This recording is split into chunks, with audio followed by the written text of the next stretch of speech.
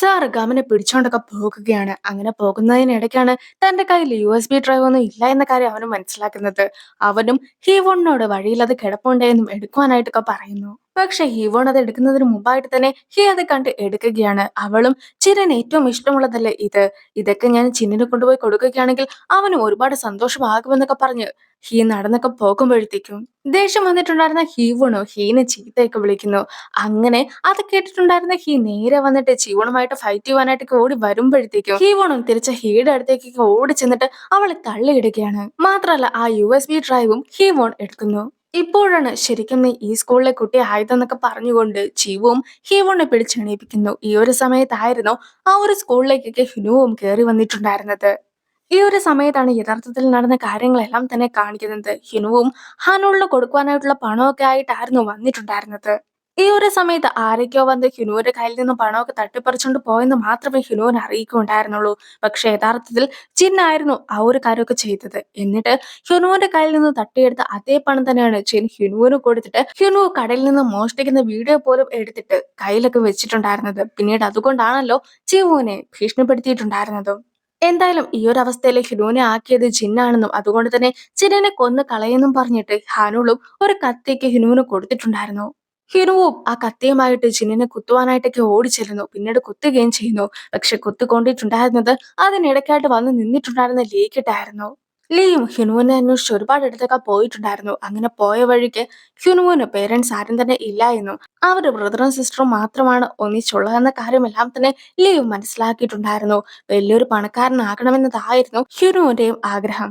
ജീവന് സ്പോർട്സിലൊക്കെ ആയിരുന്നു താല്പര്യം ഉണ്ടായിരുന്നെങ്കിൽ പോലും സ്പോർട്സിലൊക്കെ പങ്കെടുക്കാനായിട്ട് ഒരുപാട് പണമൊക്കെ ആവശ്യമായിട്ടുണ്ട്. അതുകൊണ്ട് തന്നെ അവളും സ്പോർട്സൊക്കെ ഉപേക്ഷിച്ചിട്ടുണ്ടായിരുന്നു. ഈ ഒരു സമയത്ത് നീ ഒരിക്കലും അതൊന്നും ഉപേക്ഷിക്കേണ്ട കാര്യമില്ല. നിനക്ക് എത്രത്തോളം പണമാണോ അതിനാവശ്യമായിട്ട് വരിക അതെല്ലാം തന്നെ ഞാനും കൊണ്ടുവന്ന് തരുന്നതായിരിക്കുമെന്നൊക്കെ ഹിനുവും പറഞ്ഞിട്ടുണ്ടായിരുന്നു. പക്ഷെ ഇത്രയും ചെറുപ്രായത്തിൽ നീ പണം ഉണ്ടാക്കുവാനൊന്നും പോകണ്ട, മര്യാദയ്ക്കിരുന്നും പഠിച്ചാൽ മതിയെന്നായിരുന്നു ജീവവും അവനോട് പറഞ്ഞിട്ടുണ്ടായിരുന്നത്. ഹിനുവും ഇപ്പോൾ അതെല്ലാം തന്നെ ഓർക്കുകയാണ്. ലീനെ അറിയാതെ കുത്തിപ്പോയല്ലോ എന്നൊക്കെ വിചാരിച്ചുകൊണ്ട് ഹിനുവും ആകെ വിഷമിച്ചൊക്കെ കരയുമ്പോഴത്തേക്കും നീ ഇപ്പോൾ തന്നെ ഒന്നും ഉപേക്ഷിക്കേണ്ട ആവശ്യമില്ല, മറിച്ച് നിന്നെ ഞാൻ സഹായിക്കുന്നതായിരിക്കുമെന്നൊക്കെ ലീ പറഞ്ഞതിന് ശേഷം ലീക്കും ബോധമൊക്കെ നഷ്ടപ്പെടുന്നു. ഗാമനു അപ്പോൾ തന്നെ ലീനെ എടുത്തുകൊണ്ട് ഹോസ്പിറ്റലിലേക്കൊക്കെ പോകുന്നു. പിന്നീട് ലീക്ക് ഓപ്പറേഷനും നടക്കുകയാണ്. പക്ഷെ ലീനെ ചെന്ന് കാണുവാനായിട്ടുള്ള ധൈര്യം ഒന്നും തന്നെ ജീവനുണ്ടായിരുന്നില്ല. എന്നിട്ട് ഏറ്റവും ഒടുവിലായിട്ട് ലീനെ റൂമിലേക്കൊക്കെ മാറ്റി കഴിഞ്ഞപ്പോഴത്തേക്കും ജീവു കൂടി റൂമിലേക്കൊക്കെ ചെല്ലുന്നു. ലീ എന്നോട് ക്ഷമിക്കണം. ഹിനു ചെയ്ത തെറ്റിനുള്ള ശിക്ഷയ്ക്ക് അവൻ അനുഭവിക്കേണ്ടതായിട്ടുണ്ട്. ഞാനും അവനെ പോലീസ് സ്റ്റേഷനിലേക്ക് ആക്കിയിട്ടുണ്ടായിരുന്നു. ഇനി ലീയുടെ ചികിത്സ ചെലവെല്ലാം തന്നെ ഞാനും വഹിക്കുന്നതായിരിക്കുമെന്നൊക്കെ പറഞ്ഞുകൊണ്ട് ചിവു നിൽക്കുന്നുണ്ടെങ്കിൽ പോലും ലീയും നീ ഞങ്ങളുടെ കൂടെ ചേരുന്നുണ്ടോ എന്നൊരു ചോദ്യമൊക്കെ ആയിരുന്നു തിരിച്ച് ചിവുവിന്റെ അടുത്ത് ചോദിച്ചിട്ടുണ്ടായിരുന്നത്. അപ്പോഴാണ് ഈ ഒരു സ്റ്റഡി ഗ്രൂപ്പിനെ കുറിച്ചുള്ള കാര്യമെല്ലാം തന്നെ ജീവവും അറിയുന്നത്. ഞാനും സ്റ്റഡി ഗ്രൂപ്പിലൊക്കെ പങ്കെടുക്കുന്നുണ്ട് എന്ന് ഹീവൺ കൂടി പറഞ്ഞ് കഴിയുമ്പോഴത്തേക്കും എനിക്കും സ്റ്റഡി ഗ്രൂപ്പിലൊക്കെ ചേരുവാനായിട്ട് ആഗ്രഹമുണ്ട് എന്ന് ജീവവും പറയുന്നു. ഗാമനും സ്റ്റഡി ഗ്രൂപ്പിലുള്ള ആൾക്കാരുടെ ഫോട്ടോസ് ഒക്കെ വെച്ചിട്ട് ഒരു പോസ്റ്റർ ഒക്കെ തയ്യാറാക്കുകയാണ്.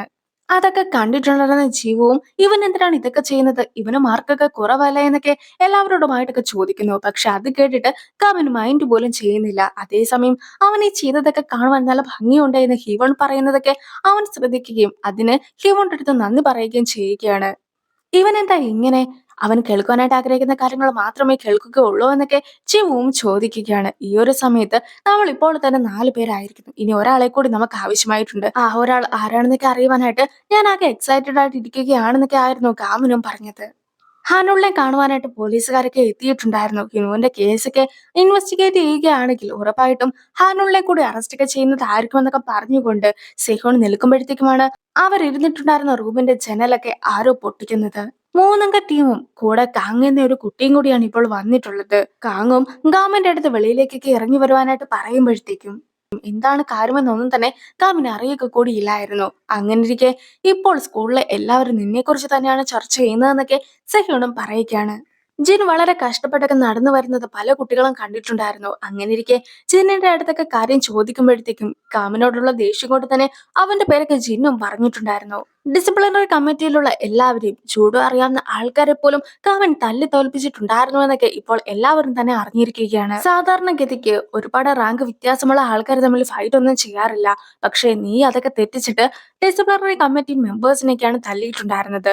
അതുകൊണ്ട് തന്നെ ഇപ്പോൾ നിന്നെ ഓർത്തിട്ട് എല്ലാവർക്കും തന്നെ പേടിയുണ്ട് എന്നൊക്കെ സെഹോൺ പറയുമ്പോഴത്തേക്കും ഇപ്പോൾ പ്രശ്നമൊക്കെ ഉണ്ടാക്കുന്ന കുട്ടി ആരാണെന്ന് കാമനും ചോദിക്കുകയാണ്.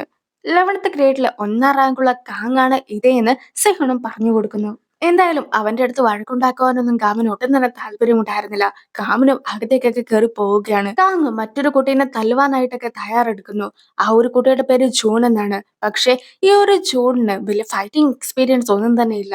പക്ഷെ ഈ ഒരു സ്കൂളൊക്കെ കൈയടക്കി വാഴണമെന്ന രീതിക്കാണ് ജൂണും ആഗ്രഹമൊക്കെ പറഞ്ഞിട്ടുണ്ടായിരുന്നത്. അങ്ങനെയിരിക്കെ ജൂണിന്റെ കയ്യിൽ നിന്ന് ഒരു ആപ്ലിക്കേഷൻ ഫോം ഒക്കെ കാങ്ങിനും കിട്ടുകയാണ്. അത് സ്റ്റഡി ഗ്രൂപ്പിലേക്കുള്ള ആപ്ലിക്കേഷൻ ഫോം ആയിരുന്നു. നിന്റെ ഇൻഫ്ലുവൻസ് കൊണ്ടാണ് ഈ ഒരു പൊട്ടൻ പോലും നിന്റെ സ്റ്റഡി ഗ്രൂപ്പിലൊക്കെ ചേരുവാനായിട്ട് വന്നിട്ടുണ്ടായിരുന്നതെന്നൊക്കെ പറഞ്ഞുകൊണ്ട് കാങ്ങും അവന്റെ കയ്യിലുണ്ടായിരുന്ന ഫോമൊക്കെ കീറി കളയുമ്പോഴത്തേക്കും ഗാമനും ആ ഒരു ജനൽ വഴി തന്നെ താഴേക്കൊക്കെ ചാടുന്നു. വെറുതെ ഒരു ചാട്ടമൊന്നും ആയിരുന്നില്ല അത്. ആ ഒരു ചാട്ടത്തിന്റെ കൂടെ കാങ്ങിനിട്ട് ഒരു ഇടിയും കൂടി ഗമൻ കൊടുക്കുന്നുണ്ട്. ആ ഒറ്റ ഇടിയിൽ തന്നെ കാങ്ങിനും ബോധം പോലും പോകുന്നു. അങ്ങനെ ഈ ഒരു എപ്പിസോഡും അവസാനിക്കുന്നു. ഇനി അടുത്ത എപ്പിസോഡൊക്കെ തുടങ്ങുകയാണ്. ഇതില് ജോണിന്റെ പാസ്റ്റിക്കാണ് കാണിക്കുന്നത്. ജോൺ ഫൈറ്റ് ചെയ്യാൻ വളരെയധികം മോശമായിട്ടുള്ള ഒരു വ്യക്തിയാണ്. പക്ഷെ തനിക്ക് എല്ലാവരെയും തോൽപ്പിക്കുവാനായിട്ട് സാധിക്കുമെന്ന ഒരു ഓവർ കോൺഫിഡൻസ് അവനുമുണ്ട്. അതുകൊണ്ട് തന്നെ അവൻ എല്ലാ ഏണിക്കും പോയി തലവെച്ച് കൊടുക്കുകയും എല്ലാവരുടെ കയ്യിൽ നിന്നും നല്ല രീതിക്ക് തന്നെ തല്ല് വാങ്ങിച്ചു കൂട്ടുകയും ചെയ്യും.